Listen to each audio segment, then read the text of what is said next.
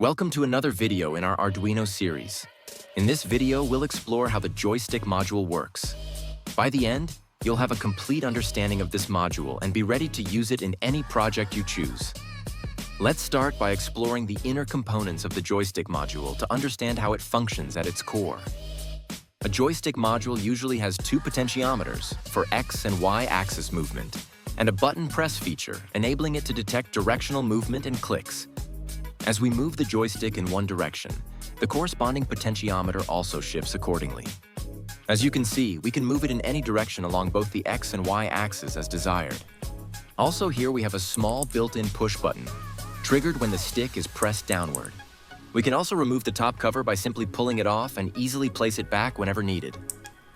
This module has 5 pins that we will talk about each one briefly. The first pin that we have is the GND pin, which is simply the ground pin connection. The second pin is 5 volts pin, which we will connect to the 5V pin on the Arduino. The third pin is VRX, which outputs the analog signal for the X-axis movement. And the other one below it is VRY, which outputs the analog signal for the Y-axis movement. And the final pin is SW, the digital signal for the button press. The joystick module is commonly used in many applications such as robotics, gaming, user interfaces, RC vehicles, and many other projects. Next, we'll learn how to use this module in our projects, so stay tuned and let's get started.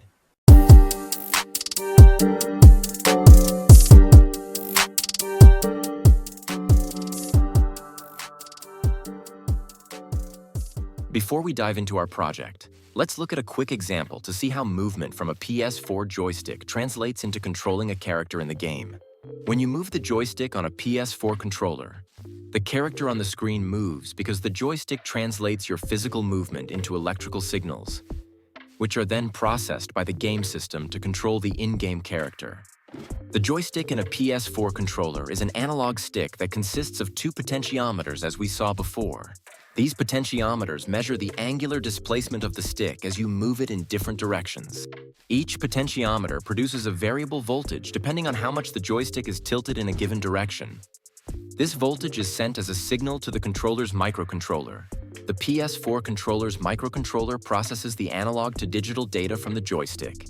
It continuously reads the data from both axes, X and Y, to determine the stick's position. The controller then packages this data into signals that can be understood by the console. Once the microcontroller processes the joystick's movement, it sends this information to the PS4 either via Bluetooth or USB cable. The PlayStation 4 receives the data from the controller and passes it to the game's engine. And lastly, the game engine maps these input signals to the character's movement or action in the game. Now that you know exactly how a joystick works, let's start to build some projects with it. For this project, all we need is an Arduino, a joystick module, and a few jumper wires. The first step that we are going to do is to see how we can get the signals from the joystick. Now let's see how we need to connect the module to our Arduino. The first pin, labeled SW, can be connected to any pin from 2 to 13. In this case, I'm connecting it to pin 2 of the Arduino. Next pin is VRY, which will be connected to A1 pin of Arduino. The next pin, VRX, will be connected to the A0 pin on the Arduino. And the last 2 pins are GND and 5V, which will be connected to ground, and 5-volt pins of Arduino.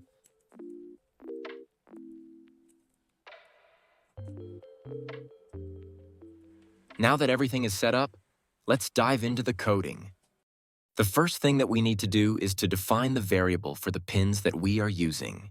We're using 3 pins. Pin 2 for the switch, pin A1 for VRX, and pin A0 for VRY. And also 3 more ent variables to store the values of them. Now in our setup method, we need to initialize the SW pin as input pull-up, and the other 2 pins as input, since we are going to receive values from those pins. We also need to set SW to high in order to detect the switch action when it's pressed. And lastly, we initialize the serial monitor as well. Now we can move to the main loop, where we'll start by reading the switch value using the digital read method and storing it in its variable. And then we can print the value to the serial monitor. Accordingly, next, we will get the value signals received by X pin, which is A1, and we will print that as well. Also do the same steps for Y pin, and then we are all set. And the final step is to make a small delay at the end of program. Now we can upload the code to the Arduino and examine the result. We can see that the values of X and Y changes as we move the joystick in different directions.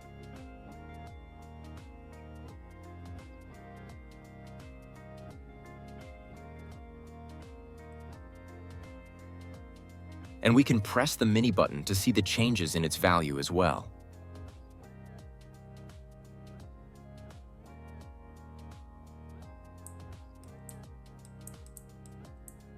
Now that we understand how to use the joystick and gather its data, let's build a mini project with it.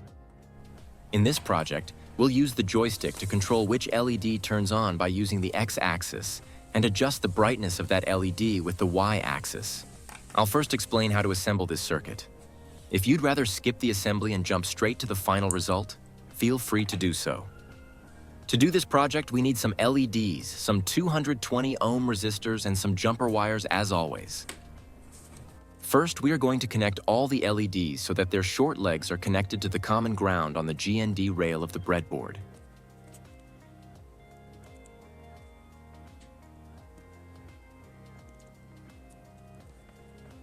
The next step is to connect resistors in series with each LED to control the current and protect the LEDs from damage.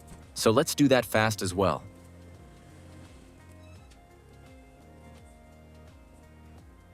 Next, we'll begin by connecting the ground. After establishing the ground connection, we can use any available PWM pins to control the LEDs. In this case, I'll be using pins 3, 5, 6, 9, and 10 to send signals to the LEDs, allowing us to control each LED individually.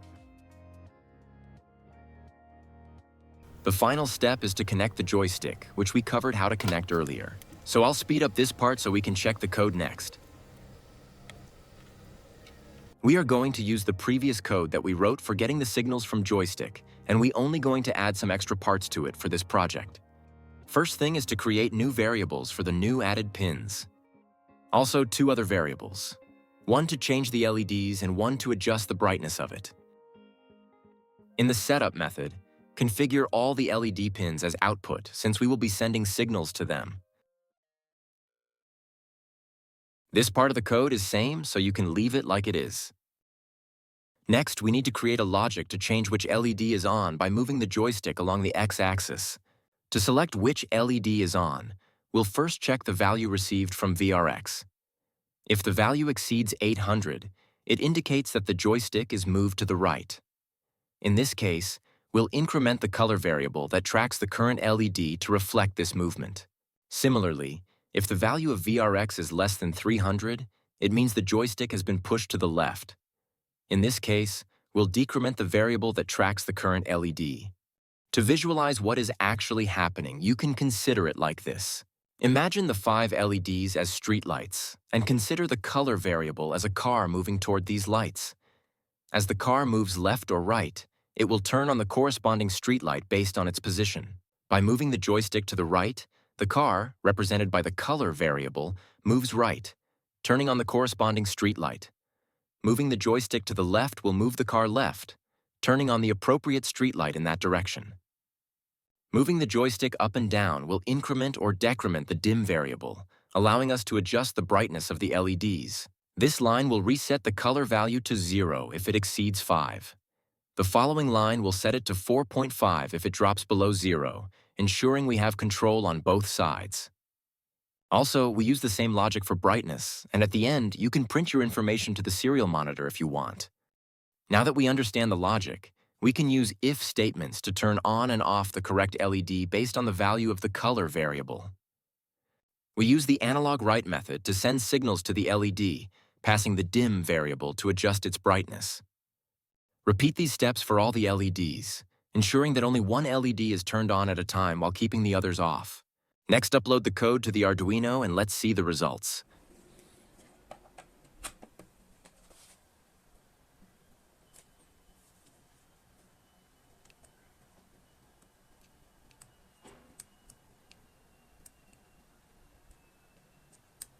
You can see that we can now control the LEDs, and also we can change their brightness as well.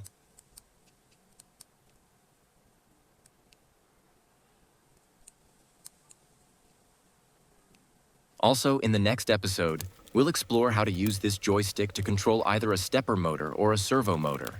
If you enjoyed this video, don't forget to leave a like and subscribe for more exciting projects and tutorials. Stay tuned for future videos, and let's keep building together.